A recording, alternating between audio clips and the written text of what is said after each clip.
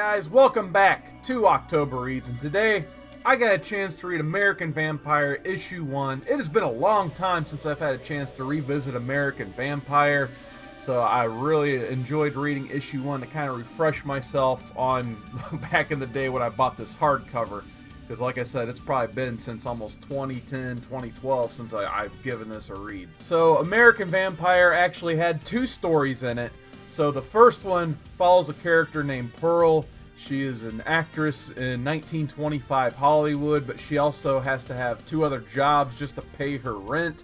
So you kind of, in her first story, follow a day in the life of Pearl and seeing, what she does day to day, basically. So there's a lot of just, mundane details and stuff in this first story. It's actually called The Big Break, which is kind of ironic because, in my opinion, this is Scott Snyder's big break into comic books, basically, even though he was doing his Detective Comics, where I consider that, and American Vampire his big break.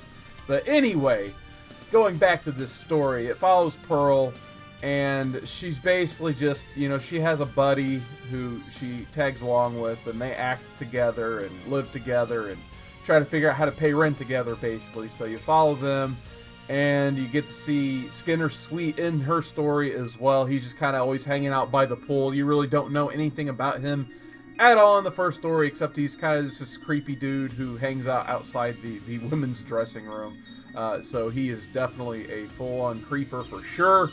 But she is also talked to by this other guy who's an actor, and she basically, gets along with the guy. The guy invites her to this party with one of the biggest Hollywood producers there is in 1925. So they go to this party together, and she goes to the back room, and she talks about how big of a fan she is of this producer.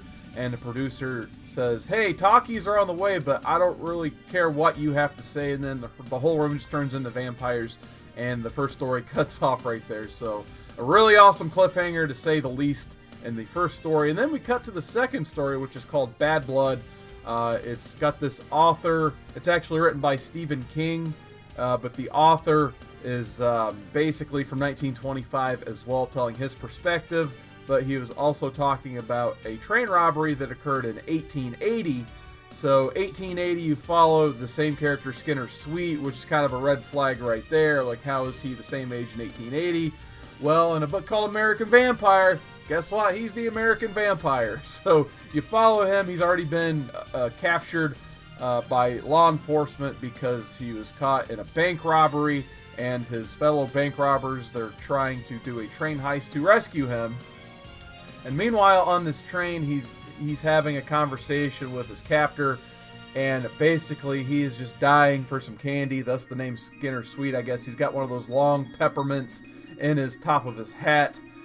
So the guy finally just hears enough, and he forces the candy into the mouth of Skinner Sweet, which makes him happy because it turns out there's a little piece of metal inside that long peppermint candy. So once he can get the metal refined, he uses that to pick his locks and to protect himself whenever these guys, blow up the train, basically, to go rescue him. So the train blows up. They get a chance to get him out of there, but there was one guy on the train who survived the wreck, and that's the guy who actually owned the banks.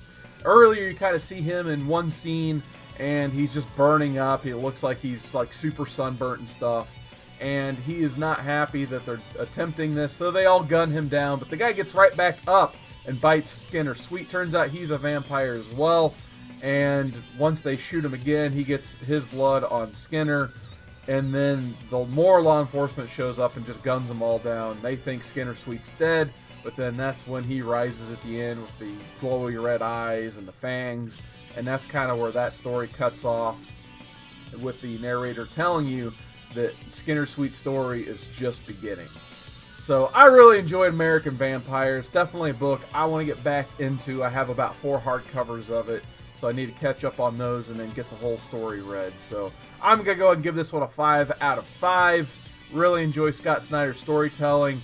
Stephen King's backup story was solid as well in establishing who Skinner Sweet is.